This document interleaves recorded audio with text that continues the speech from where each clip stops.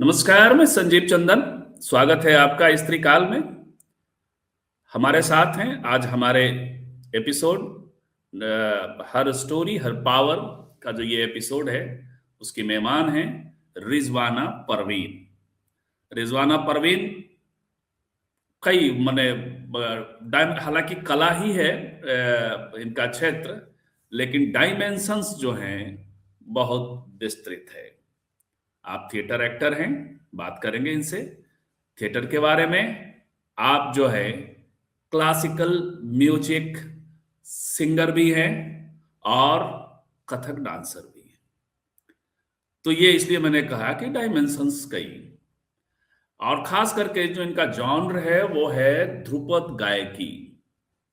ध्रुपद का एक रिश्ता नाट्य शास्त्र के हिसाब से इसके अपना जो उसकी जो अपनी हिस्ट्री है, तो बताया जाता है कि उसे हम जब ट्रेस करते हैं तो नाट्य शास्त्र में उसे ट्रेस कर सकते हैं। तो उसका अपना एक रिश्ता, ये सब कुछ मंच का मामला है, स्टेज का मामला है, जहां आप परफॉर्म करते हैं और एक दूसरे से सब कुछ रिलेटेड है।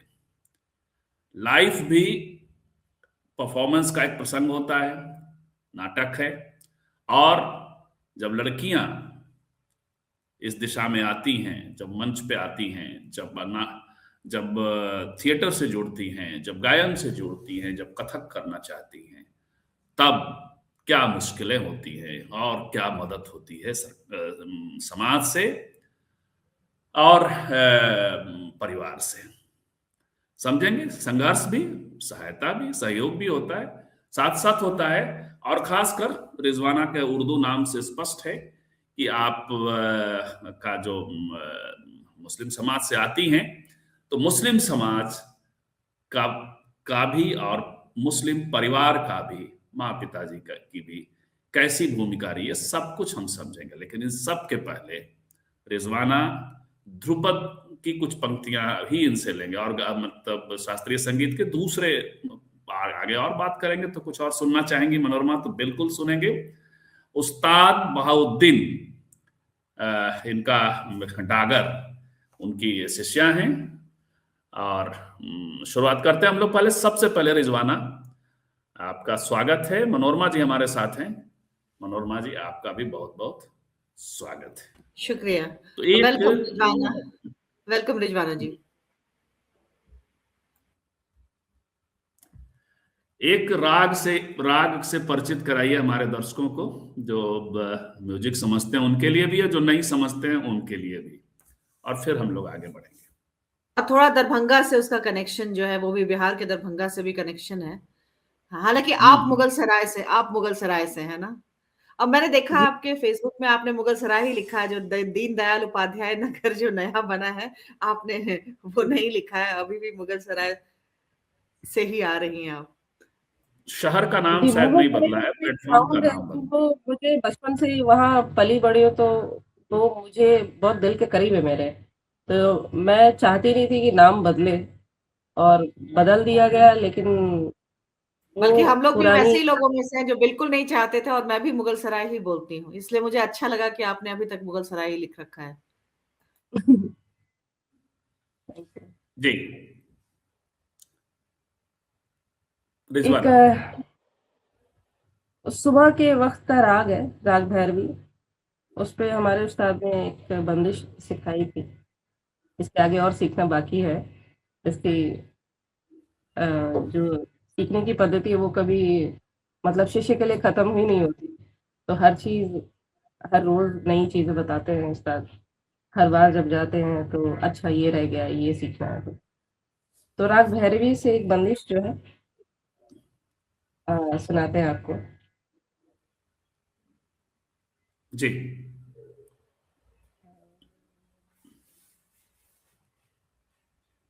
आली देखो भोर भाई, आली देखो भोर भाई, लोग जागे पावन जाए,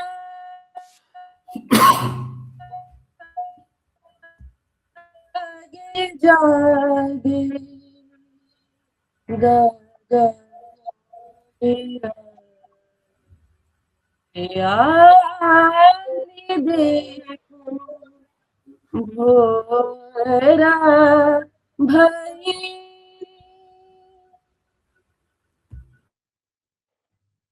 इसकी दो पंक्तियां हैं। बिल्कुल। तो ये हमने राग भैरवी से शुरुआत की है, हालांकि हमारा जो रिकॉर्डिंग टाइम है, तो खैर रिजवाना, सबसे पहले हम लोग आपके बैकग्राउंड के बारे में थोड़ा जानना चाहेंगे।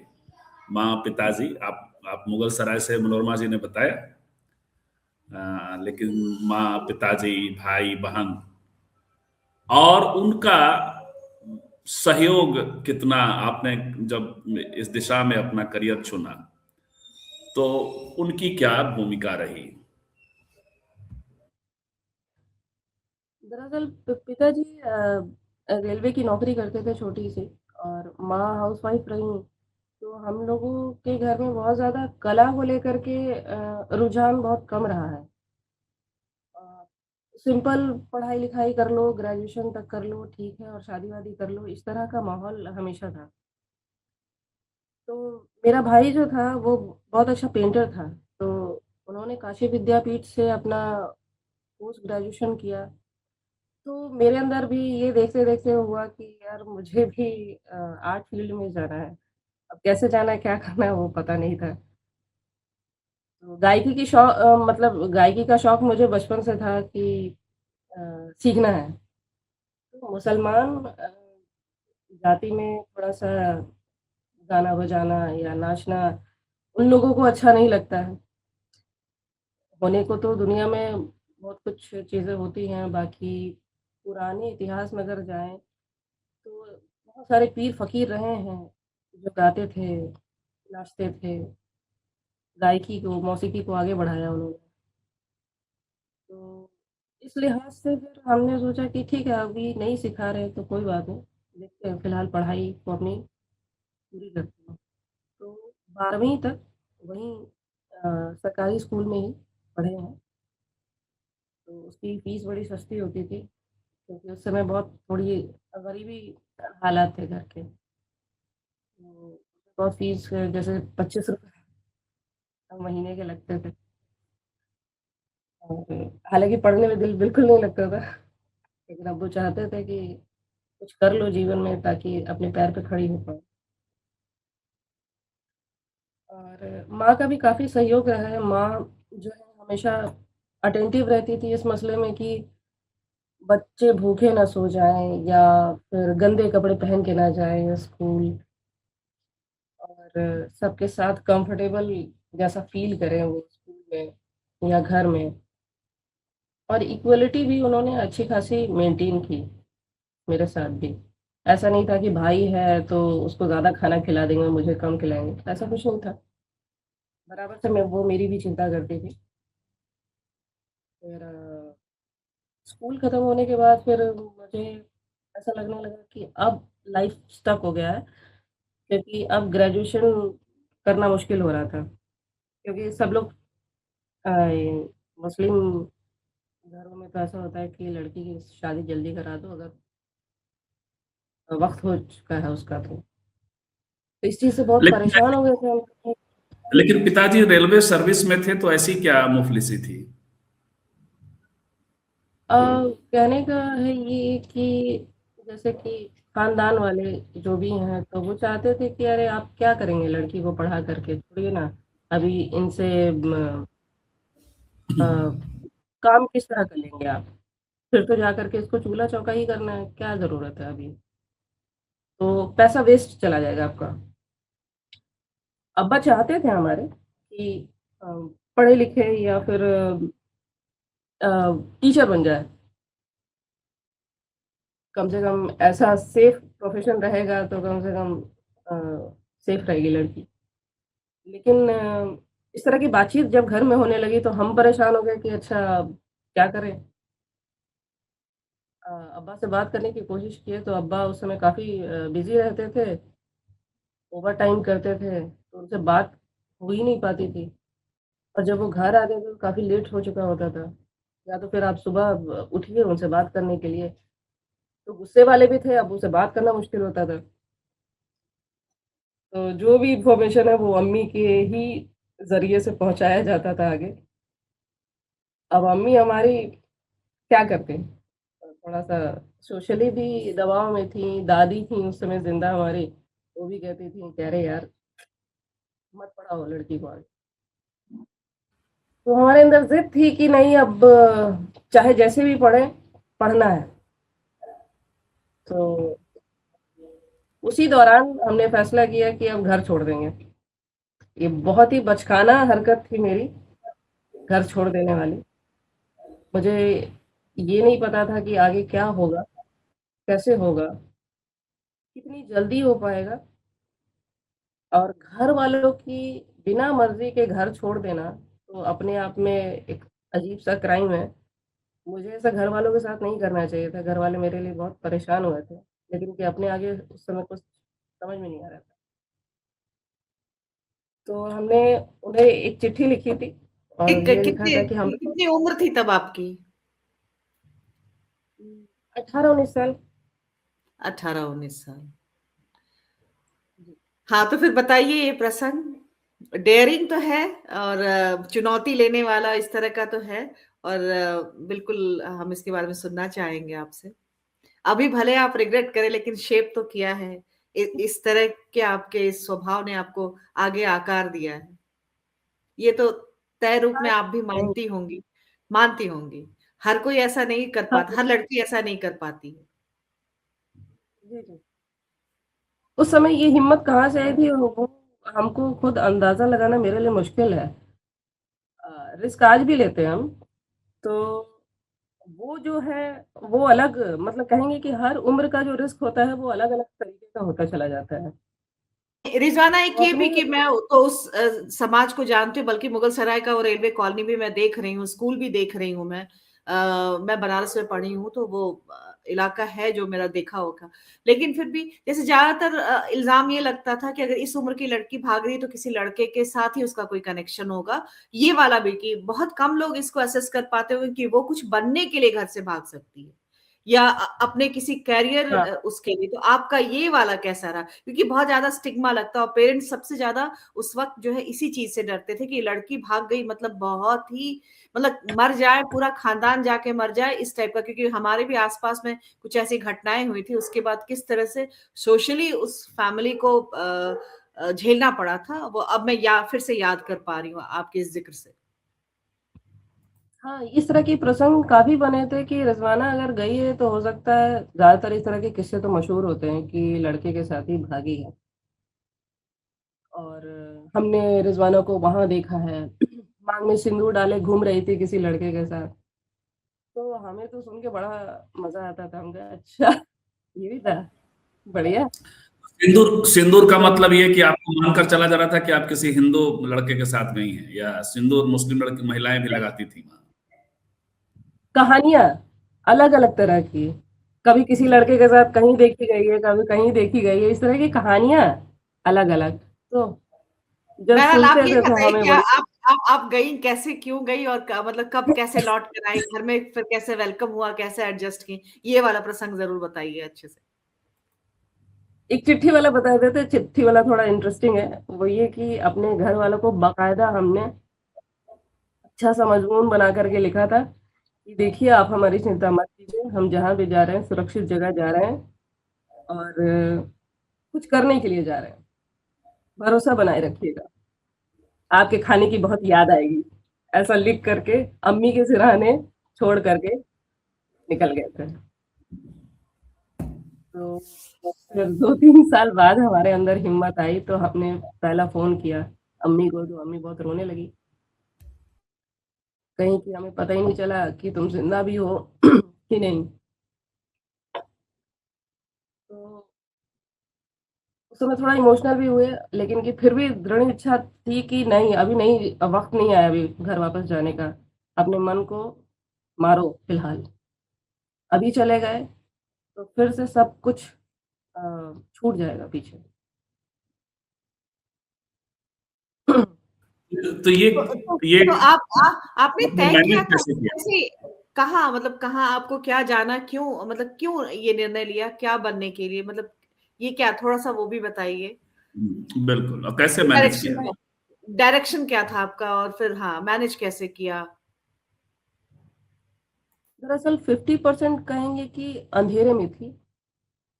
अ, दिशा भी नहीं पता थी, और कहेंगे कि रास्ते के बारे में भी अंदाज़ा नहीं था कि कहाँ जाने वाला है, कैसे होगा।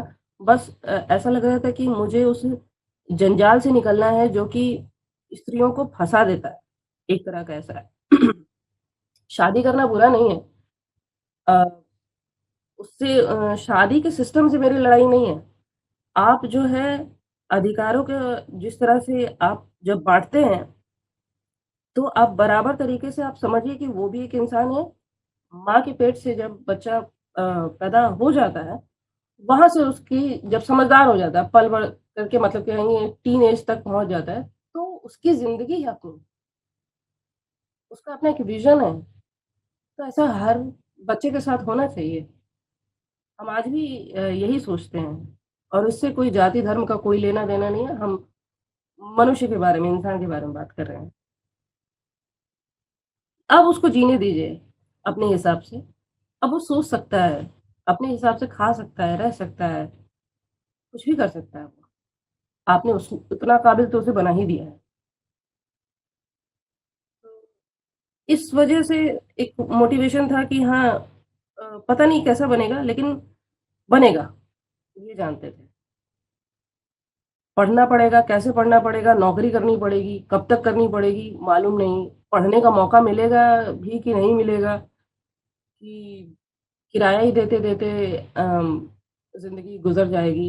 ये सब कुछ सोच कर के बैठे हुए थे, और दिन-रात चिंता में भी थे कि पता नहीं चीज़ें ठीक होंगी कि नहीं। कम से कम इतना तो होना चाहिए कि खाने कमाने लायक और सहूलियत के हिसाब से आपका रहना और गुज़र-बसर हो सके, इतना चाहिए था बस।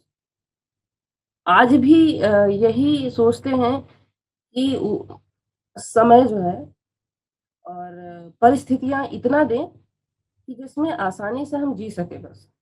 लैविश लाइफ़ के बारे में कभी हमने नहीं सोचा, और अभी भी नहीं सोचते हम। लैविश जैसी कोई चीज़ नहीं होती है। तो आपने उस दौरान में अपनी एजुकेशन कंटिन्यू की, और किसी तरह का हेल्प किसी और दोस्तों से, चाहे वो पुरुष हो, चाहे महिला हो, चाहे कोई भी हो, सपोर्ट सिस्टम आपका उस वक्त में, जब आप घर से वापस 3 साल लगे आपको एक फोन करने में, 3 साल लंबा वक्त होता है, और 18-19 साल की लड़की हो तो। मेरी एक बचपन की दोस्त थी, उसने काफ़ी मदद किया है। कुछ महीनों तक बहुत लगातार आई है मेरे पास, और मुझे पैसे, कपड़े, चीज़ें उसने बहुत दी हैं। तो उसने मदद किया है। फिर ऐसे करते-करते जैसे-जैसे लोगों से संबंध बनते गए, तो लोगों ने काफ़ी मदद किया है। ख़ास तौर पे दोस्त यार बहुत वैसे से थे कि हमेशा कोई ना कोई होता था मुझे सँभालने के लिए। मेरी अ, मेरी एजुकेशन तो बाद में फिर से 3 साल का गैप आ गया कि काम करना ज़रूरी था, क्योंकि काम नहीं करेंगे तो ना तो खा पाएँगे, ना तो रह पाएँगे। तो 3 साल बाद फिर कोशिश किए, विद्यापीठ में फ़ॉर्म भरे बनारस में, नहीं हुआ। पढ़ाई में दिल नहीं लग रहा था, मन यहाँ-वहाँ भटक रहा है, नहीं कॉन्सन्ट्रेट कर तो पा रहे थे, फेल हो आप मुगल आप मुगल सराय से बनारस गई? हाँ, बनारस में मुझे पहले से ही एक छोटी नौकरी मिल गई थी, तो उसी की तलाश में हम निकल गए, तो वहीं से कर रहे हैं। क्या-क्या नौकरियां की आपने? नौकरी हो तो लंबी लिस्ट है। वो इसीलिए। अ, लेकिन ये सर्वाइवल स्टोरी है ना, तो मतलब हाँ, ठीक है, फैसला ले लिया, लेकिन उस फैसले पर टिकने के लिए जो जो संघर्ष आपका है वो महत्वपूर्ण है। हाँ, सेल्स सेल्स सेल्स बना गर्ल से लेकर के तमाम नौकरियां आपने की हैं, तो आप बताइए लोगों को। जी। पहली नौकरी की है मैंने उस समय डोकोमो चलता था, तो उसका हाँ, याद एंट्री आया। डाटा एंट्री का काम होता था। तो 3-4 महीने वहाँ काम किए, तो वहाँ से बॉस ने निकाल दिया कि नहीं हो रहा तुमसे, छोड़ दो ये वो। वहाँ से धक्के खाते-खाते एचडीएफसी बैंक पहुँच गए कि सेल्स का काम देखो, क्योंकि पढ़े-लिखे उतने थे नहीं, तो काम मिलना और मुश्किल हो रहा था। कोई इतना तवज्जो देता नहीं था, डिग्री नहीं है, तब करेंगे क्या मार्केट में निकल के? तो वहाँ से भी 3 महीने बाद छुट्टी मिल गई। फिर इधर-उधर दुकानों में भटकते रहे कि पूछते थे लोगों से जाके कि मेरे लायक कोई काम है क्या आपके पास? ऐसे करते फिर एक रेस्टोरेंट मिला। तो उन्होंने बोला कि रिसेप्शन पे एक जगह खाली है, अगर आप करना चाहें तो। अब वो भी बनारस के एकदम आउट एरिया में जा कर के वो रेस्टोरेंट था। तो हमने सोचा कि दुनिया का कोई भी कोना हो बनारस का, हर जगह जाके पूछेंगे कि नौकरी है कि नहीं? कोई तो होगा जो नौकरी दे सकता है, चाहे ये भी सरप्राइजिंग है छोटा-मोटा। कि आप घर से इतना पास में थी। मुगल सराय से मतलब गंगा के इस पार उस पार की बात थी बस। हाँ? हाँ, दिल तो बहुत करता था कि चले जाएँ, अभी बस्ता उठा कर के चले जाते घर, लेकिन नहीं गए। तो ये अब एक तो और आगे फिर इस पर आएंगे, लेकिन यहाँ से इस तरह से आप निकली घर से और कोई बहुत फॉर्मल ट्रेनिंग नहीं थी आपकी, लेकिन आप उसके बाद थिएटर से जुड़ने लगी। बाद में आपने कथक भी सीख लिया और फिर आप गायन भी, शास्त्रीय संगीत की तरफ भी गई। तो ये सब कैसे हुआ? बनारस दरअसल हम साल भर ही रहे होंगे घर छोड़ने के बाद। उसके बाद हम अपने स्कूल के दोस्त से पूछे तो पता चला कि उसके भी कोई दोस्त दिल्ली में रहते हैं, तो सुना है कि वहाँ नौकरी मिल जाएगी, काम चलाऊ, थोड़ा तनख्वाह भी अच्छी मिल जाती है। तो हमने बैग पैक किया, टिकट कटाया और निकल लिए दिल्ली की तरफ। दिल्ली पहुँचे तो जा कर के देख रहे इतना बड़ा शहर है, अरे बाप रे! यहाँ तो और मुश्किल है। वहाँ भी 2-4 बार हाथ-पाँव मारे, नहीं कुछ हुआ। फिर जाके सैलून में वहाँ से ट्रेनिंग ली कि यार सैलून में काम करते हैं, थोड़ा सेफ रहेंगे ऑफ़िस जॉब से। तो वहाँ भी 6 महीने काम करने के बाद बिना सैलरी के भगा दिया गया।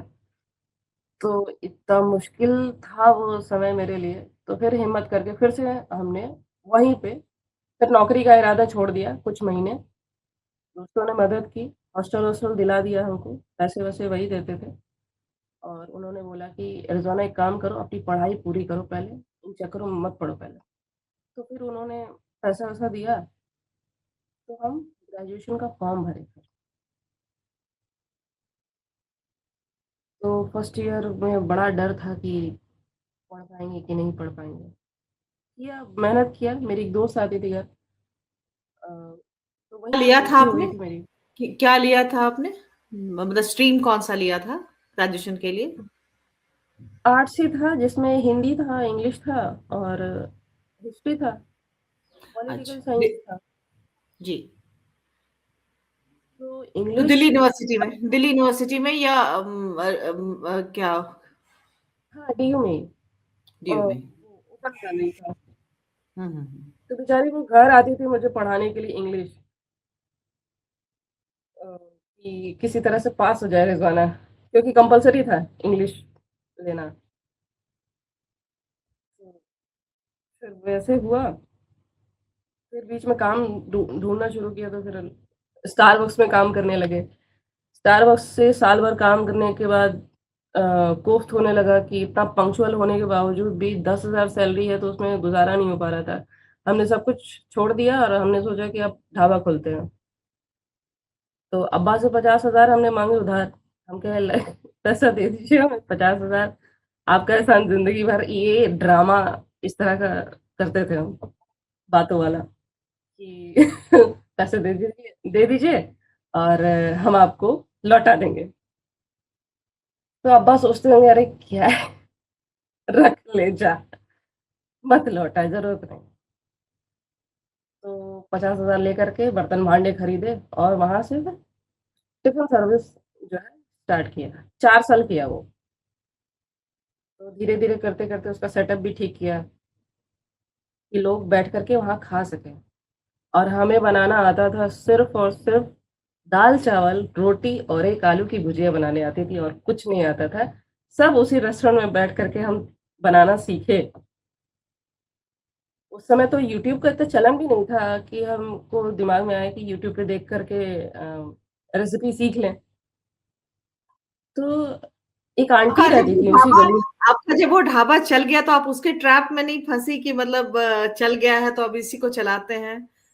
मतलब आपका कॉलिंग दूसरी नहीं, तरह इस ट्रैप में नहीं आई, सर्वाइवल था बस वो। शाम को शाम को 4 बजे हम्म। अ, अच्छा वो सारी नौकरी करने से पहले ही दिल्ली में जब हम वो कर रहे थे ग्रेजुएशन, तो उस समय थोड़ा-सा नुक्कड़ नाटक वगैरह करने लग गए कि सुना था किसी से पैसे मिल जाते हैं हाथों हाथ, तो हम भी चले गए, तो हमको अच्छा लगा। हम कहे यही करना है अब। तो एक दोस्त मिला वहीं पे, उसने बोला कि हम एक ग्रुप को जानते हैं, तो फिर अरविंद गौड़ जी के ग्रुप में हम गए, वहाँ 6 महीने उनके साथ जहाँ-जहाँ वो जाते थे, साथ-साथ चले जाते थे, बिस्किट चाय खा लेते थे। अ, तो वहाँ से थोड़ा रुझान फिर बढ़ना शुरू हुआ कि और इसमें जाना है। क्या चीज़ है, एक्टिंग कैसे करते हैं? क्योंकि ट्रेनिंग लेना मेरे बस का तो था नहीं। तो जो-जो देख कर के सीख रहे थे, मेरी ट्रेनिंग वही है कि देख के सीखते थे। आज भी यही हाल है कि दूसरों का काम देख कर के सीखते हैं। अब जाकर आपने के तो थोड़ा जीवन के पैसा साथ आने के बाद आपने तो जीवन के साथ एक मतलब वो किया उसमें आप इतने ज्यादा खुद कितने कैरेक्टर में आप रही हैं जो रियल प्ले किया आपने, तो जाहिर है वो किसी भी हाँ, थिएटर से ज्यादा। हमने पढ़ा था अभी इनका जो बिहार के संजय मिश्रा के बारे में। संजय मिश्रा तो अपने हाँ, आप को हाँ। डिटॉक्स करने के लिए बीच में जाके एक उत्तराखंड के ढाबा में ऑमलेट बना रहे थे, है ना? और फिर हाँ, किसी ने पहचान लिया, मतलब कितने दिनों तक वो ऐसा करते रहे, वहां ऑमलेट बनाते थे, जगह देता था, सो जाते थे, लोगों को सर्व करते थे, बर्तन उठा के लाके रखते थे।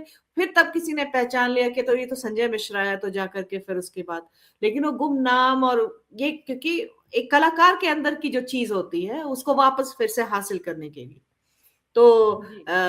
आपका तो वैसे ही पूरा रहा। तो फिर ढाबा चलाते-चलाते तब तक तो इतना थिएटर के बारे में हमको जानकारी हो गई थी, तो फिर उसके बाद 4 बजे सारी रेस्टोरेंट की तैयारी करके 4 बजे हम वहाँ जाते थे और उसी रास्ते पे ही 10 कदम आगे ही वो था रिहर्सल जहाँ होती थी। 4 बजे भाग करके जाते थे। अ, वहाँ जा कर के पहले वहाँ की सफाई करते थे, उसके बाद जो भी कुछ कैरेक्टर दिया जाता था उसकी तैयारी अकेले 1 घंटे करते थे। फिर अ सर आए या डायरेक्टर आए या पूरी कास्ट आई, तो उनके साथ रिहर्सल होना या सीन वर्क करना ये सब होता था। ये 3 घंटे का काम था। 3 घंटे जैसे ही बीते, जैसे ही कहेंगे कि खुद हिम्मती से। लड़की हैं, हिम्मती बिल्कुल। लड़की और सेल्फ मेड है और रिस्क लिया है इन्होंने। जो कम बिल्कुल। लड़कियां ऐसा कर पाती हैं, ये हिम्मत कर पाती हैं।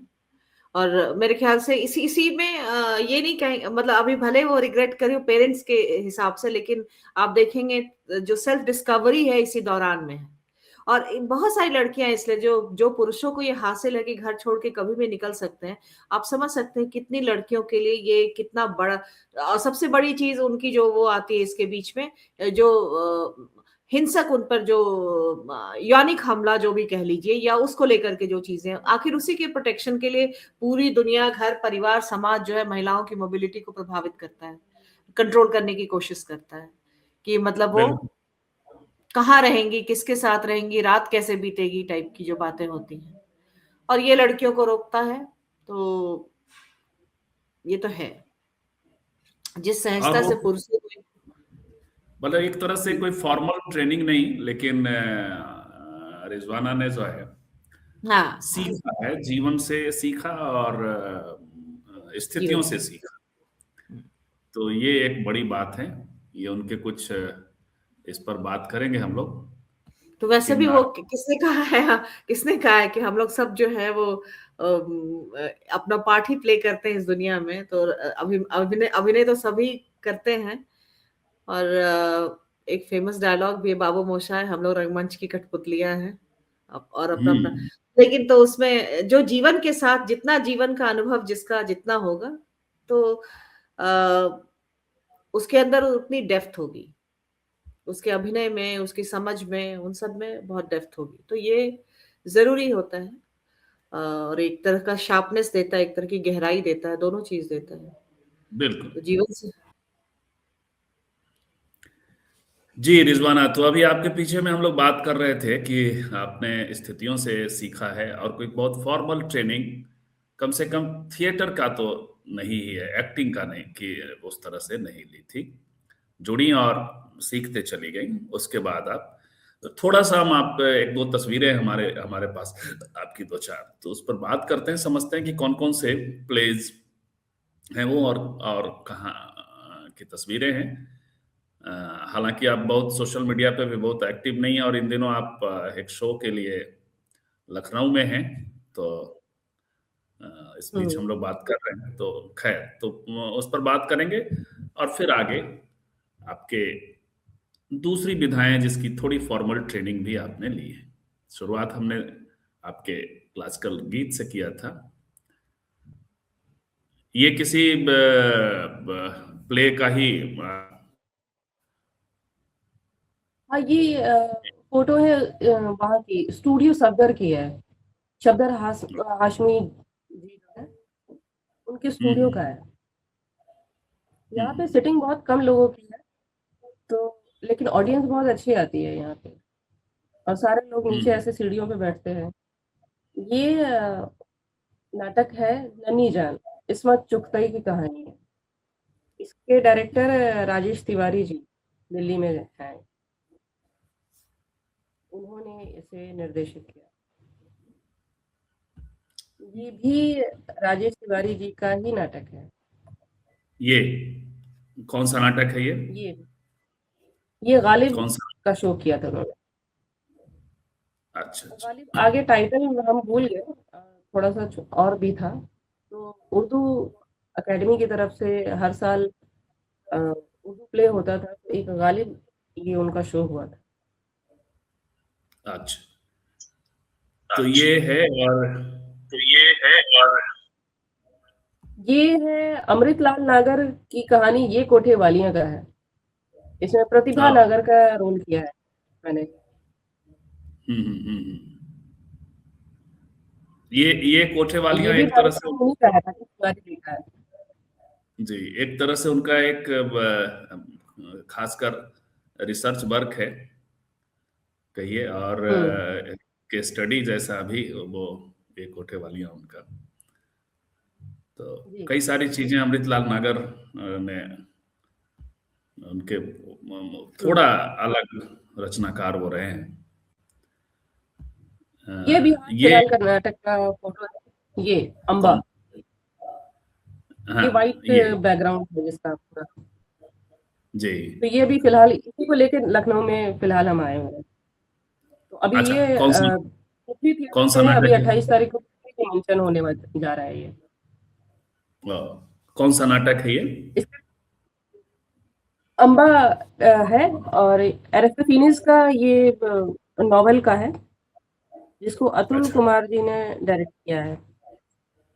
लिसिस्ट्राटा, अच्छा,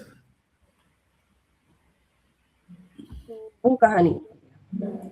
ये दो कहानियों में आप लगता है, एक तो इसमें तो किसी ग्रुप में आप हैं, वहां से ये तस्वीर है जी। हाँ, लेफ्ट वाला जो है रेड कॉस्ट्यूम में जो है, वो उसी सीन वर्क का है, अम्बा के सीन वर्क का ही वो फोटो है। और राइट में जो है वो कंजूस नाटक का है। जी, ये डायरेक्ट किया है इन्होंने, विजय कुमार जी ने। तो ये कहाँ प्ले हुआ था जो कंजूस? ये भी मुंबई में ही हुआ था, कंजूस। जी। थिएटर तो आपने दिल्ली में भी, अब तो अरविंद गौड़ से जुड़ी तो आप तो दिल्ली में ही जुड़ी होंगी ना, तो दिल्ली दिल्ली में भी कुछ थिएटर, हाँ या राजेश तिवारी भी दिल्ली में ही है, सफदर जी। हाँ, ज्यादा काम हमने वहीं किया है। फिर एक पंच लाइट भी किया था हमने, वो राजीव राज है, दूरदर्शन में उनके साथ भी किया एक नाटक। तो अश्मिता जो अरविंद गौड़ जी का है थिएटर ग्रुप, वो तो मतलब एक तरह का प्रशिक्षण वो देते ही है, तो आपने वहां पर कुछ जो है प्रोफेशनल वो हासिल किया ही होगा उनके साथ काम करके। हाँ, वो बच्चों से मतलब कि जो उनके मेन लीड कैरेक्टर्स होते थे, तो वो जब कर रहे होते थे सीन वर्क, तो बैठ करके देखना होता था बच्चों को। अब जो जितना सीख पाए वो उनके ऊपर डिपेंड करता है कि कैसे कितना हद तक सीख पाते हैं। कुछ लोगों को ऐसा अभी लगता है अच्छा ठीक है कर रहे हैं ऐसा, कितने साल हो और गए हमें आपको ऐसा मतलब लगता था कि 13-14 साल तो हो गया होगा। तो फिर इधर जो फिल्मों में या सीरियल्स में जाने के मौके आपने ट्राई नहीं किए, ये आपको मिले या फिर ऐसा काम किया भी आपने, मतलब कि इनसे भी जुड़ी हो? मेरे थे इसमें टीवी सीरियल्स में जाने का मौका मिला था, लेकिन कि हमने सोचा कि नहीं वहाँ नहीं जाना है, थिएटर पे ज़्यादा वक्त लगाना है। लाइव चीज़ों का मेरे ज़हन में बहुत एक अलग तरह का वो मकाम है, कि वो बहुत बड़ी चीज़ है। रिकॉर्डिंग जो चीज़ें होती हैं या कट होता है जहाँ पे कि अच्छा ठीक है हो गया शॉट रेडी कीजिए, या आपको गलत लाइनें बोली हैं तो फिर से आइए, तो ये बड़ा मैकेनिकल हो जाता है, तो इसमें बहुत ज़्यादा इंटरेस्ट है नहीं। अब जाकर के लेकिन थोड़ा-सा फिर से क्राइसिस ऐसा लेकिन आता है कि जैसे अच्छा चलो ठीक है सिनेमा करते हैं। नहीं, जैसे आप अकेले आपने अपना पूरा मुकाम हासिल किया, संघर्ष आपके रहे, तो ऐसे में एक फैक्टर पैसा भी होता है जो कि मतलब थोड़ा-सा संघर्ष को कम कर देता है। जैसे टीवी सीरियल्स में काम मिले, हो सकता है कलाकार के तौर पे लोग जो है वो ना इत्तेफ़ाक रखते हों, लेकिन एक टाइम पे मतलब एक सहारे की तरह बहुत बहुत सारे कलाकारों के जीवन में टीवी इस तरह से आया है, क्योंकि तुरंत बहुत पैसा मिल जाता है, इतना पैसा मिल जाता है कि सर्वाइव आराम से करते हैं। तो मतलब एक होता है ना कि आप जब संघर्ष कर रहे हो तो आपको हमेशा ये दिखाओ कि यहाँ पर अगर एक भी प्रोजेक्ट मिल गया, काम कर लिया थोड़ा-सा, तो मेरे रास्ते आसान हो जाएँगे, संघर्ष करने का जो है आप मतलब आर्थिक रूप से मजबूत रहेंगे। वो इनसिक्योर तो ये दरअसल मुझे बम्बई आए हुए हाँ, बम्बई आए हुए 5 साल ही हुए हैं। तब यहाँ आकर के देखा कि काम करने का माहौल थोड़ा-सा अलग-सा है। दिल्ली में थोड़ा अलग है, यहाँ अलग है। काम दोनों जगहों पे काम होते हैं, ऐसा कुछ नहीं है। पर यहाँ पे वो वाला सिनेमा ज़्यादा है, थिएटर के लिए रुझान कम है।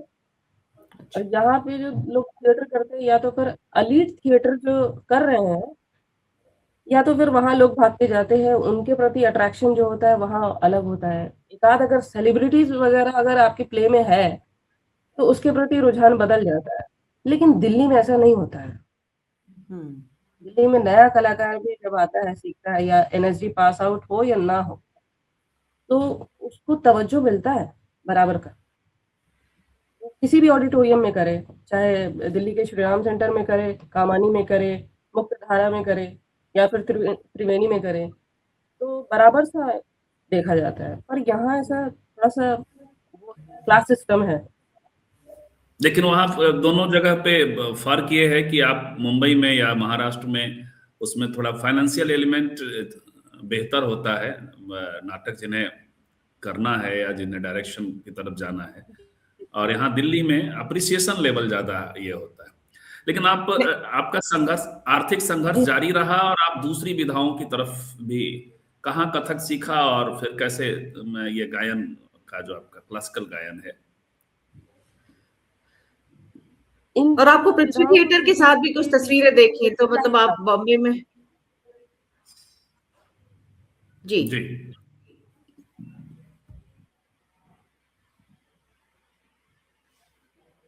हाँ, तो हाँ, थिएटर रहा है काफ़ी हद तक इसके पीछे, क्योंकि वहीं से म्यूज़िक और डांस का रुझान शुरू हुआ। तो हमने सोचा कि हम्म। जब ऐसा भीतर आ ही चुका है, तो इसको एक्सप्लोर करना मेरे लिए बहुत ज़रूरी बन गया था कि करते हैं। क्योंकि खानदान में कोई ऐसा म्यूज़िशियन तो था नहीं, शौक था। शौक को फिर करियर में तब्दील करना बहुत बड़ा वो होता है, कहेंगे कि उसके लिए कलेजा चाहिए, उसको होल्ड करने के लिए। मुश्किल होता है वो। और उस वक्त जब खास तौर पे जब फाइनेंशियल क्राइसिस चल रहा है तो उस वक्त तो और भी ज़्यादा है कि कहाँ से पैसे आएंगे, कैसे फीस जाएगी, और उसको आप सीख तो रहे हैं, सस्टेन कर पाएंगे कि नहीं। और छूट गया, अगर मान लीजिए किसी भी वजहों से अगर छूट गया, फिर रिस्टार्ट कैसे होगा। तो कथक के साथ ये हुआ, और सितार के साथ भी हुआ। सितार सीखना पहले शुरू किया, और क्लासिकल के पीछे बहुत ज़्यादा मेरा रुझान बढ़ने लगा। तो इतना सुगम संगीत के लिए, फिल्मी गानों के लिए मेरा नहीं था जितना क्लासिकल के लिए हो गया था। तो सीखना शुरू किया भारतीय कला केंद्र में, तो दोनों चीज़ें साथ में शुरू की वहीं से। फिर अलग से मुझे लगा कि अच्छा ये सितार जो है और ज़्यादा सीखने की ज़रूरत है, क्योंकि उतने से रियाज से होगा नहीं। तो अलग से एक और गुरु ढूंढा, उन्होंने सिखाना शुरू किया। फिर उनके घर पे जाते थे, वो साथ साथ रियाज करते थे, तब जाकर के कुछ बात बनी, हाथ चलने लगा, तब जाकर के और ज़्यादा कि ठीक है। तो उन्होंने बोला कि या रिजवाना, आपकी आवाज़ भी ठीक है, आपने कभी कोशिश की है? हमने कहा मैंने गायकी के बारे में तो कभी सोचा ही नहीं। तो कह रहे नहीं, आपको सोचना चाहिए, आपके आवाज़ में स्वर है, तो आपका जो टोनल क्वालिटी है वो भी थोड़ा सा अलग है, तो आपको ट्राई करना चाहिए। तो ये बातें दिमाग में घूमने लगी कि अच्छा ट्राई करना चाहिए, मतलब कितने दिन में ट्राई करना चाहिए? अभी इतनी उम्र हो चुकी है तो अब कैसे सीख पाएंगे? हम तो गिव अप कर चुके थे कि बड़ी उम्र में तो गाना नहीं सीख सकते हैं, बचपन में नहीं सीखा तो। फिर कुछ गुरु ने, कुछ दोस्त यार ने इनकरेज किया कि आप शुरू तो कीजिए पहले, बाकी चीज़ें छोड़ दीजिए, आप उसके बारे में मत सोचिए, और एटलीस्ट शुरू कीजिए। कम से कम सरगम ही लगाइए, पर करिए तो सही, करके देखिए, समझ में आएगा। हो सकता है कि आपके लिए चीज़ें अगर नहीं बनी होंगी तो नहीं समझ में आएगा। फिर महीने भर के रियाज के बाद चीज़ें ठीक होने लगी, तो विश्वास जो है और जाग गया कि अच्छा हो सकता है इसका। जी। तो फिर करते करते दोनों चीज़ें साथ में चलने लगी। फिर एक लंबा गैप आया दोनों में ही, तो उसके बाद फिर बम्बई शिफ्ट हो गया। बम्बई में हमको पहले से ही मालूम था कि एक डागर घराना है जो कि ध्रुपद सिखाता है।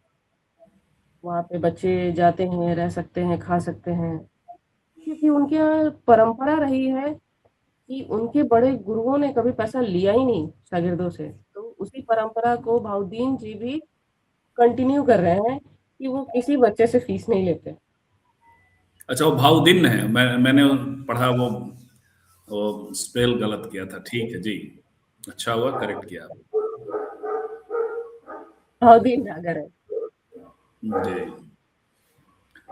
तो ये एक हम दो सवाल मेरे पास और हैं जो मैं करना चाहूंगा, यदि मनोरमा, लेकिन उसके पहले मैं फिर से, आप चूंकि बात आ गई एक क्लासिकल सिंगिंग की, तो फिर मैं चाहूंगा कि थोड़ा सा आप कुछ अपने पसंद का गाएं और आगे बढ़े फिर हम लोग।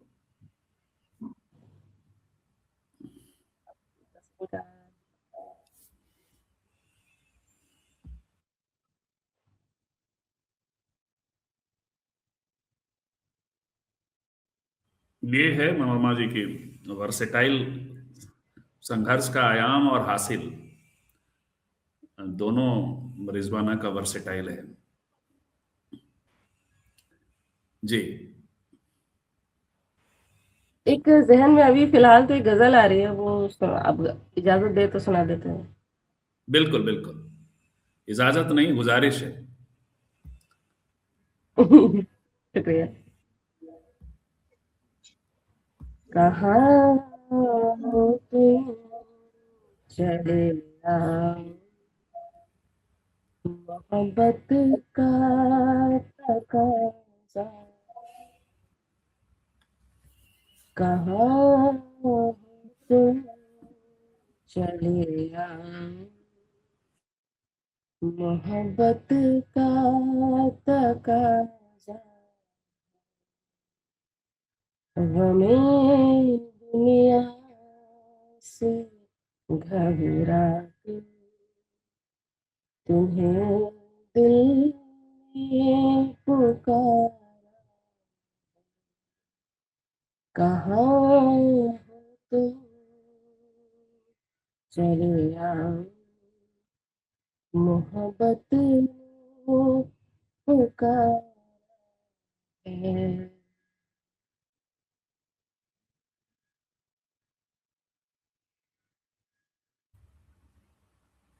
जी मनोरमा, आपका म्यूट है। हाँ, अब ठीक है। जी जी, मैंने अनम्यूट किया। कहा मैंने, जी। बहुत सुंदर गाती हैं आप। हम्म। लय और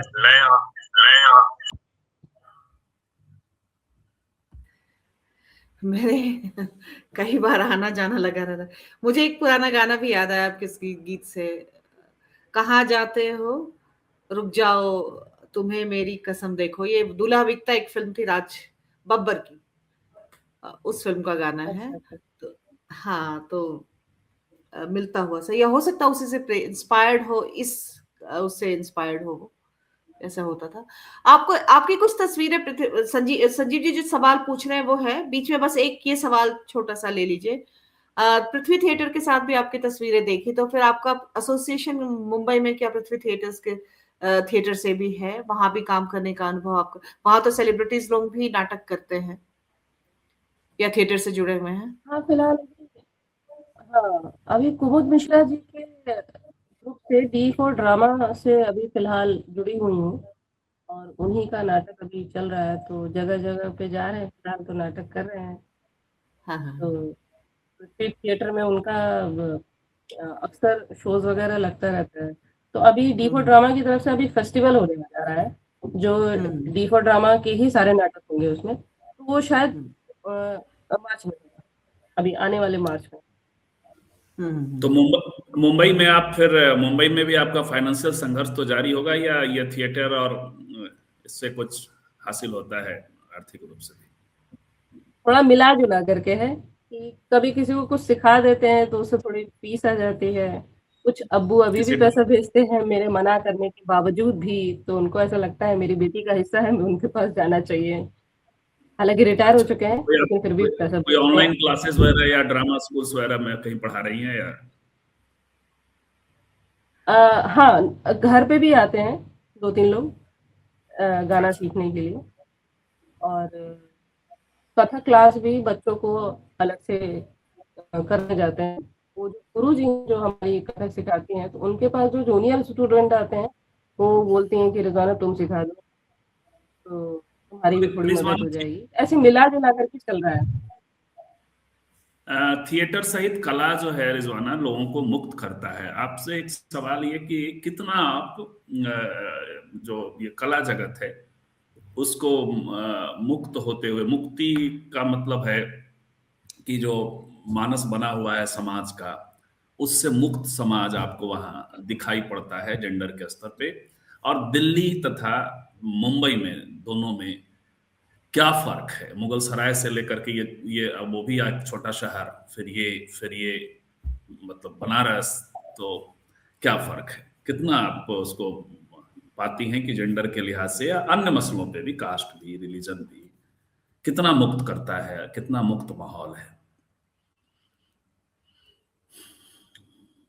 थिएटर में खुला माहौल है, कहीं भी आप काम कर लीजिए, पटना हो, फिर आपका दिल्ली हो, मुंबई हो, बिल्कुल खुला माहौल है। उसके लिए कोई दो राय है ही नहीं। और हाँ, इस पे ज़रूर बात करना चाहते हैं कि जो डायरेक्टर मतलब का जो एक ओहदा होता है ना, वो अपने कलाकारों को कितना आज़ाद छोड़ना चाहता है काम करने के लिए, या उसके डायमेंशन को देखने के लिए। उस डायरेक्टर का विज़न बड़ा होना चाहिए, उसकी सारी प्रतिभाओं को देखने के लिए, उसको सँभाले रखने के लिए, और उसके साथ आगे की यात्रा तय करने के लिए कि ये सिर्फ़ एक नाटक करने के लिए मुझसे नहीं जुड़ा है। अगर एक नाटक अच्छा किया है या काम इसके साथ मैंने किया है, तो आगे भी करना है इसके साथ। ये एक रिश्ता है एक तरह का, जिसको डायरेक्टर को ही सबसे पहले कहेंगे कि इनिशिएट लेना चाहिए और वही कलाकार को आज़ादी दे सकता है। बाकी दिमागी रूप से जो फँसे हुए जो लोग हैं उनके लिए कला तो ऑब्वियसली है ही कि मुक्त करता है।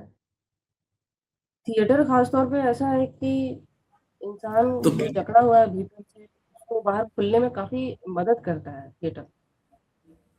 लेकिन क्या कोई डिस्क्रिमिनेशन का लेवल फिर इस यहाँ आपको फिर नहीं दिखाई पड़ता है, स्त्री पुरुष या कास्ट या रिलीजन का? जो आप एक तो आपने डायरेक्टर्स को लेकर ये बात कही, लेकिन पूरे माहौल में जी। डायरेक्टर्स की बड़ी भूमिका होती है और आपस के भी रिश्ते होते हैं, एक्टर्स की भी। और ये दोनों ही, फिर जी। आप संगीत की दुनिया के भी बारे में बताइएगा, तो ये वहां आपको डिस्क्रिमिनेटरी कोई माहौल उस तरह से फेस नहीं करना पड़ा या करना पड़ा? मैं उसमें थोड़ा सा ये जोड़ूंगी कि आप जब घर से निकली और उसके बाद एक स्त्री, एक महिला, एक लड़की के तौर पर आपके लिए मतलब कितना वो रहा, आपने बिल्कुल, आपको उसी अपने को किस तरह से उसी वल्नरेबल आपने समझा? नहीं, एक तो थोड़ा सा कलाकार के वाला जो फेज है वो अलग, लेकिन जब शुरू में ही आप निकली और वो सब जो रहा तो उसमें, और फिर बाद में जब आप दिल्ली में काम करा कि आपने मुंबई में काम कर रही हैं, तो बताओ, लड़की सिंगल हैं आप अगर, तो मतलब किस तरह की वल्नरेबिलिटी आपने महसूस की? ये सेकंड में जवाब दीजिएगा, पहले हाँ ये दूसरा सवाल लीजिए। पहले तो ये कि आप थिएटर को कितना देखती हैं, कास्ट, रिलीजन, वहां कोई डिस्क्रिमिनेशन आपको फेस करना पड़ा, और जेंडर भी? उम, अच्छा। अ, दिल्ली में काम वहीं से शुरू किया है तो उसी के बारे में पहले बताते हैं। तो ऐसा किसी ग्रुप में जा कर के हमको लगा नहीं कि यहाँ पे जेंडर जो है अ, जेंडर को खेला जाता है। तो बहुत ही इत्मीनान वाला माहौल देखा है हमने। तो ऐसा कुछ हमने नहीं देखा है। थिएटर में तो ख़ास तौर पे अभी तक नहीं देखा है। हाँ, हो सकता है कि ऐसे कोई डायरेक्टर हों जो ऐसा करते हों, लेकिन अभी तक मेरा पाला उनसे पड़ा नहीं है, तो इस बारे में नहीं बता सकते। आपका आपका पर मेरे रिलीजन? साथ अभी ऐसा है, हाँ, आपका मुस्लिम रिलीजन? हूँ और ख़ानदान मेरा रंगरेज़ बिरादरी का है, जो कपड़े रंगता था, उससे जुड़ा हुआ है। तो बहुत पुराने समय में अब्बू हमारे बहुत अब्बू नहीं नहीं नहीं, दादी, आप दादी के ख़ानदान ये में अच्छी बात है, इस बहाने आप पसमानदा समाज से आती हैं, लेकिन उसमें भी मैं पूछ रहा हूँ कि आपको थिएटर में या एक कला की दुनिया में ये मुस्लिम मतलब रिलीजन का डिस्क्रिमिनेशन भी तो नहीं ही फेस करना पड़ा होगा, मैं ऐसा यकीन करता हूँ। हाँ, नहीं, ऐसा कुछ नहीं था, बल्कि लोग खुश होते थे कि चलो मुस्लिम लड़की आई है, क्योंकि थिएटर में ब मुस्लिम लड़कियाँ बहुत कम हैं। इतना बिल्कुल, खुल करके काम करना बहुत इम्पॉसिबल सा है। और हमारी हम भी फ़िल्म खुश हैं, इंडस्ट्री हम भी में भी खुश हैं बहुत कि कम। हमारी आज की किरदार मुस्लिम है। हमने भी अ, बड़ा डिलिबरेटली ये किया है, तो ये अच्छी बात है। जी, अब मनोरमा के सवाल का जवाब दीजिएगा कि पूरी जर्नी में एक अकेली लड़की,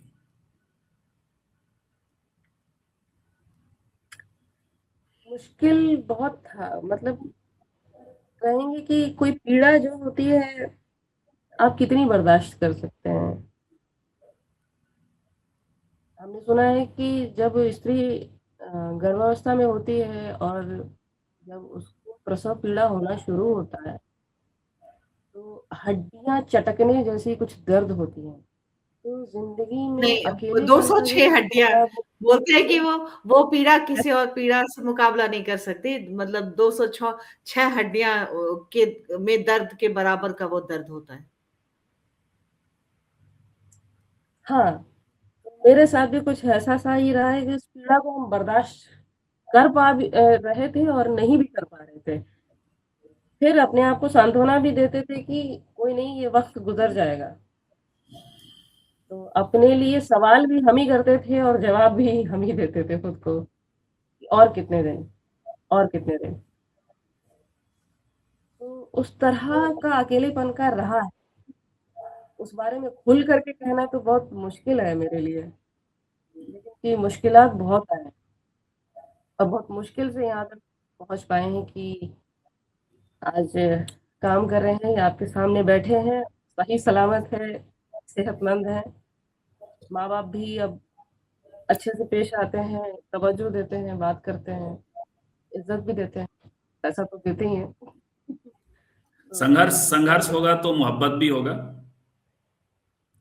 हाँ माँ बिल्कुल। बाप का माँ बाप का भी, और मोहब्बत मतलब मोहब्बत।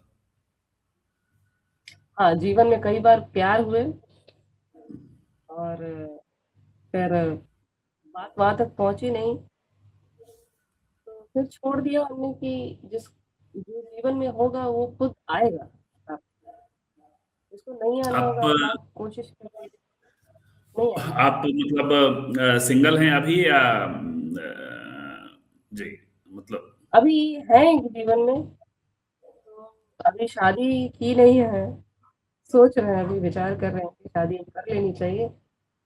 इसलिए नहीं कि उम्र हो गई है, अब बूढ़ी हो रही हूँ, अब कर लेनी चाहिए, ये सोच के कि बूढ़ी कहाँ हो रही हैं आप अब इतनी यंग और स्मार्ट हैं, बूढ़ी नहीं हैं। जी।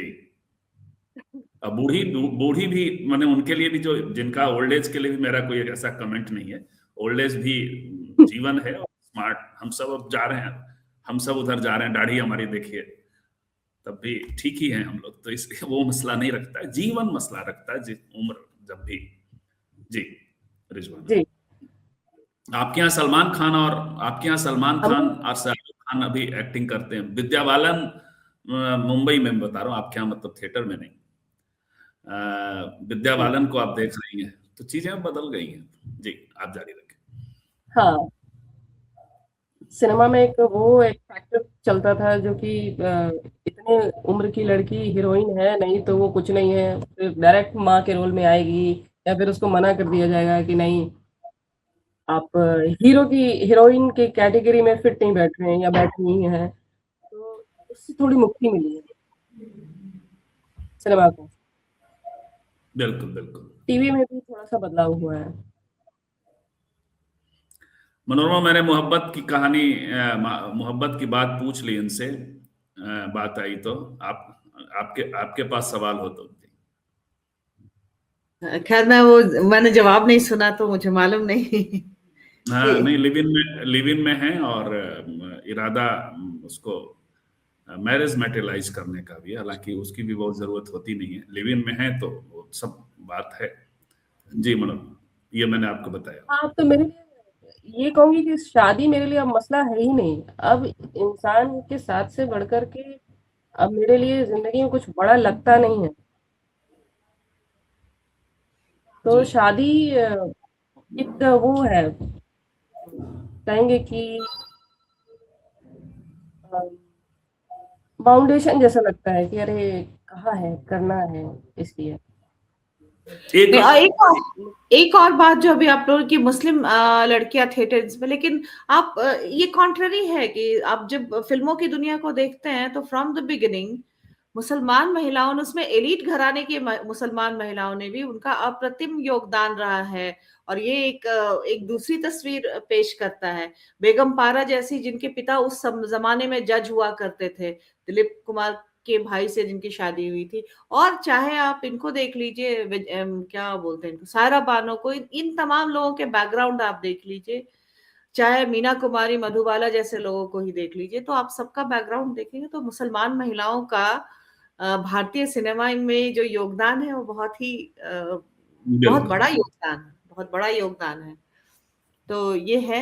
और रिजवाना उसके आगे की कड़ी है रिजवाना हाँ, उसके हालांकि आगे की बैकग्राउंड के स्तर पे थोड़ा डिफरेंट रहा, लेकिन इन्हीं के डिफरेंस इलाके आता से है। थोड़ा आगे पीछे से सबाना हाँ, आजमी सबाना आजमी आप पहुंची हैं, थिएटर तो से होते हुए हैं। रिजवाना रिजवाना देख सकते हैं, हमारे यहाँ की कुमकुम जो थी, कुमकुम तो जमींदार घराने से आ रही थी बख्तियारपुर की तरफ से। और फिर वो हाँ, कितना हाँ, बड़ा नाम बनी, वो उस जमाने में आप सोच सकते हैं। कोई वो तो बिल्कुल। किसी हम्म, आम घराने की महिला नहीं थी, वो नवाबों के घर की थी, जी, जमींदारों के घर की थी वो।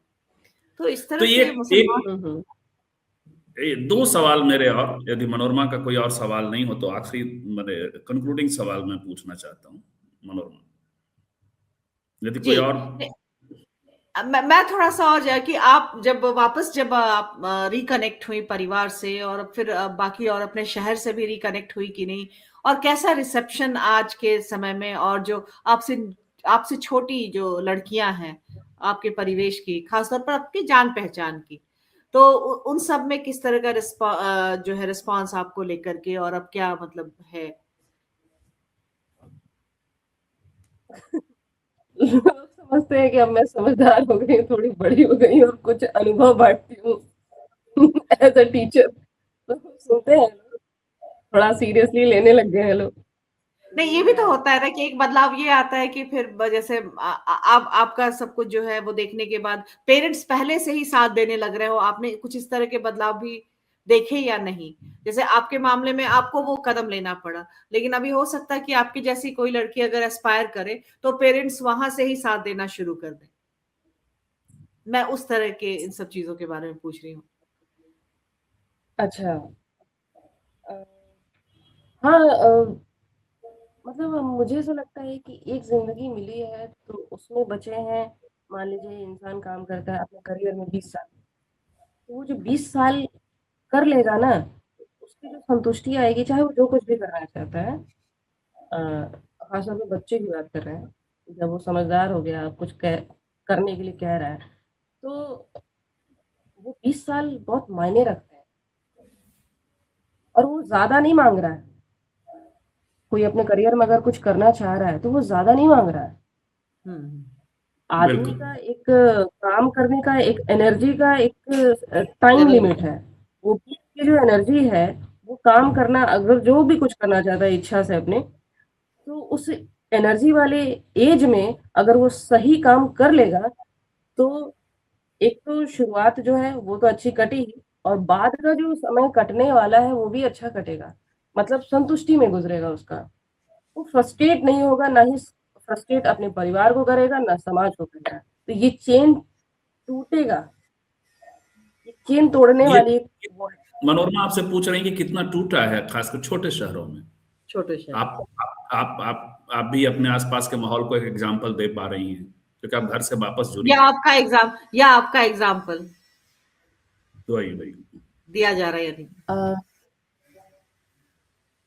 अभी थोड़ा सा सोशल मीडिया का जो माहौल ऐसा है ना, कि एजुकेट तो है लोग, लेकिन रूट जो है ना, मजबूत दिखता सा नजर नहीं आता है कभी कभी। ऐसा लगता है कि सिर्फ दिखाना है, पता नहीं किसको दिखाना है, क्या दिखाना है।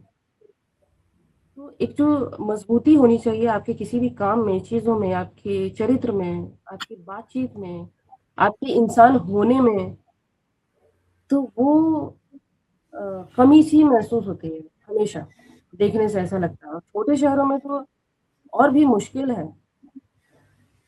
उनको फैसिनेट करता है बड़े शहरों का सब कुछ बदल जाना, और खट से यूं ऐसे सामान डिलीवरी से आ जाना, ऐप चलना, और तुरंत फेमस हो जाना।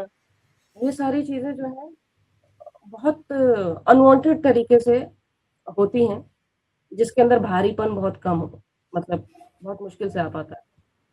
जी। और फिर घर से निकल करके काम करना तो ऐसा लगता है कि ये फैशन के लिए बस बन गया है कि अच्छा घर से काम करने के लिए जाना अच्छा, है। संजीव जी, आप कंक्लूडिंग टिप्पणी पूछेंगे उससे पहले एक और सवाल मैं पूछूंगी कि जैसे आप बहुत सा 3 कला माध्यम है मुख्य तौर पे, गायन, नृत्य और अभिनय, इन तीनों में आप हैं। कथक तो कथक वैसे भी उस तीनों को एक में समाहित किए हुए होता है, कम से कम अभिनय और उसको तो करता है। लेकिन उसके साथ ये हाँ, होता है कि बोलते हैं कि ये अपने आप को जो है खोलना होता है, अभिनय तो खास तौर पे खोलना होता है। लेकिन हल्का सा भी देखा आप कितना अपने आप को मतलब इनहिबिशन जो है आप मुक्त अपने आप को पाती हैं। हालांकि अभी जैसे बात कर रहे हैं हम, तो हमें लग रहा है कि थोड़ा सा झिझक रही हैं आप, थोड़ा और खुलना चाहिए आपको, थोड़ा और। तो हो सकता है आपके व्यक्तित्व का हिस्सा हो, जैसे भी कैसे अक्षय खन्ना की बात चल रही है, वो एक्टिंग में भले जो करे, लेकिन निजी तौर पे वो खुलते नहीं है बातचीत में या जो भी है। तो ये भी एक है। ये फर्क जो है क्या आपका स्वभाव का फर्क है, या अभी भी मतलब और विस्तार और जो है वो बाकी है? क्या कैसे आप एज अ पर्सन जो एक इवॉल्व होता है व्यक्ति खास तौर पर, तो आप इसको किस तरह से आपके अपनी जर्नी में कैसे इसको देखती हैं? हमको लगता है कि विस्तार होना और बाकी है। अभी बहुत कुछ बोलने के लिए है तो जरूर, पर आपको निर्धारित करना पड़ता है कि अच्छा क्या बोला जाए। तो उसके लिए हमको लगता है कि मेरे अंदर और बदलाव की ज़रूरत है कि और ज़्यादा जानकारी पे जब विस्तार आएगा तो और अच्छा आएगा, बेहतर आएगा। तो अपनी जानकारी को और बढ़ाना चाहते हैं, जैसे कि अभी करते-करते फिर ग्रेजुएशन के बाद एमए थिएटर भी किया, अरे सॉरी हिंदी लिटरेचर से एमए भी कर लिया। तो इस जब ये हिंदी लिटरेचर जब जीवन से जुड़ा तो और ज़्यादा सोचने समझने का मौका मिला। तो पढ़ाई और जारी रखना चाहते हैं क्योंकि अब थोड़ा-सा अच्छा लगने लगा है। पहले बड़ा बोरिंग सा लगता था। तो वो बदलाव चाहते हैं हम कि ताउम्र बना रहे, कि बोलने की गुंजाइश बची रहे, कुछ बेहतर। तो हाँ, बिल्कुल। अ, तो ये ज़रूरत है। अभी अभी जर्नी आपकी जारी है और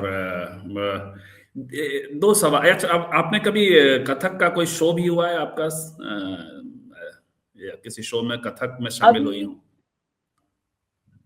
दरअसल थिएटर इतना अभी प्रायोरिटी पे चल रहा है, कुछ शोज़ बनाने हैं अभी और कुछ पेंडिंग में भी हैं।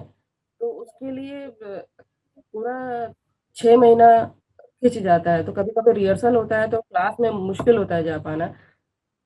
मेरी गुरुजी कहती हैं कि तुम्हारे लिए तो यही बड़ी बात है कि तुम आ रही हो। तो उसके शोज़ वगैरह हो नहीं पाए हैं।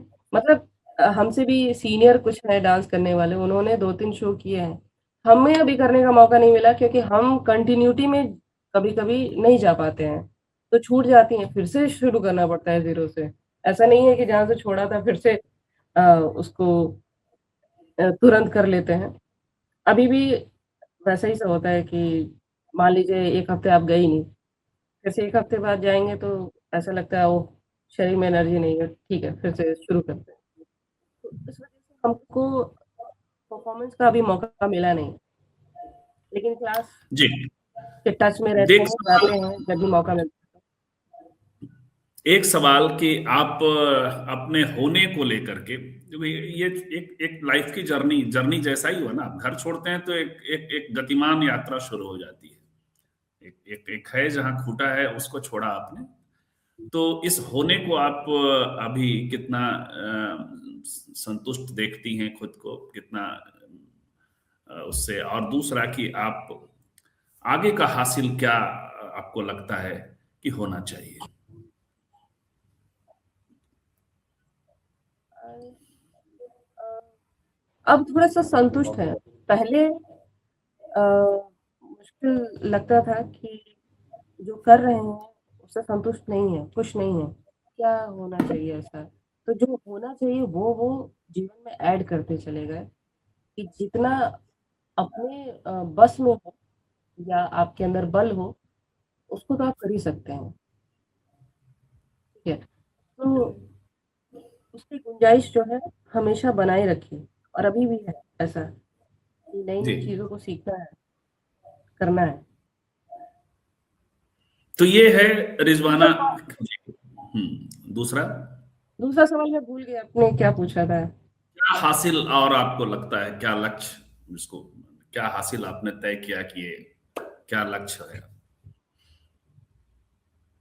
हाँ, हासिल यही है कि अपनी ज़िंदगी को कुछ बेहतर बना पाए, अपनी कोशिशों से, अपनी ज़िद-पने से, तो कहीं न कहीं अच्छा लगता है सोचकर। तो क्या बेहतर होगा, कैसा बेहतर होगा? बेहतर कलाकारों के लिए बेहतर तो तो एक और मतलब क्या पीछे जाकर के अगर कुछ चेंज करना हुआ तो आप घर से जो पहले शुरुआत में आपने कही, हालांकि हम जब पूरी बातचीत करते हैं तो वो एक बहुत महत्वपूर्ण प्रस्थान बिंदु जिसको कहा जा सकता है, बिल्कुल। वो पाते हैं आपका घर से क्या बाकी अब अंडू क्या करना चाहेंगे? क्या वो घर का क्या भागना, आप उसको अनडू करना चाहेंगे अब भी?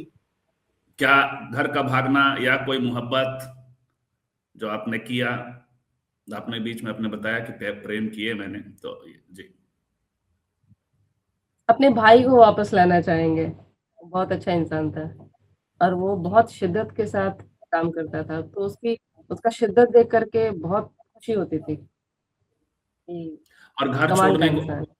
और घर छोड़ने को अंडू करना चाहेंगे? नहीं, सही सही फैसला था मेरा, आज ऐसा लगता है। किसी किसी प्रेम को अंडू करना चाहेंगे? नहीं, बिल्कुल नहीं। हम चलिए, प्रेम तो को ये बहुत बहुत बड़ा अच्छी बना बात है। देते हैं। प्रेम आप किसी भी चीज़ से कर सकते हैं, कभी भी कर सकते हैं। ज़रूरी नहीं है कि बिल्कुल। एक इंसान मिल गया और उसी के पीछे पड़े रहें, ये मेरा लक्ष्य कभी था भी नहीं। प्रेम हर हो अनुभव गया, वो आपको, स्वतः है, पता है। यानी कि ये बात सही है कि आपकी जर्नी में हर अनुभव आपको किसी ना किसी तौर पर कुछ सिखा करके ही जाता है, समृद्ध समृद्ध कर, करता है। अगर वो ये नकारात्मक सबसे भी होता है, जो नकारात्मक भी होता है वो भी समृद्ध करता है आपको, अनुभव आपके उसके स्केल को बड़ा करता है। जीवन और दुनिया को, अपने ही जीवन को समझने और बाकियों के जीवन और दुनिया को समझने के नजरिए में फर्क लाता है। हाँ, तो बहुत बहुत बहुत बहुत धन्यवाद रिजवाना। बहुत आप जीवन के प्रति बहुत सारी संभावनाओं से खुद भी भरी हुई हैं और जीवन में संभावनाएं भी देखती हैं। और एक अच्छी बात है, कविता में और राग संगीत से भी कई 9 रस होते हैं। रिजवाना किसी भी रस को अंडू नहीं करना चाहती हैं, ये सबसे बड़ी ये बात सबसे है। अच्छी बात है, और हम सबसे लोग अच्छी हमारी बात है। तरफ से बहुत, हाँ। बहुत तो सारी शुभकामनाएं। एक तरह, और रस, और जब सभी रस होते हैं तभी महाकाव्य बनता है। जी, तो इसलिए एक एक एक व्यक्ति के तौर पे तो आपने बहुत मतलब बहुत बढ़िया यात्रा की है, बहुत शानदार यात्रा आपकी रही है। तो एक कलाकार के तौर पर भी हम आगे आने वाले दिनों में आपकी शानदार पारी, शानदार यात्रा देखना चाहेंगे, और शुभकामनाएं उसके लिए हमारी भी। शुभकामनाएं भी। बिल्कुल, तो महाकाव्य बने और मैं उस महाकाव्य की आप नायिका हूं। बहुत बहुत धन्यवाद। मिलते हैं फिर किसी और नए, हर स्टोरी हर पावर के किसी किस्त में, किसी नए मेहमान के साथ, नए कैरेक्टर के साथ। बहुत बहुत धन्यवाद मनोरमा जी।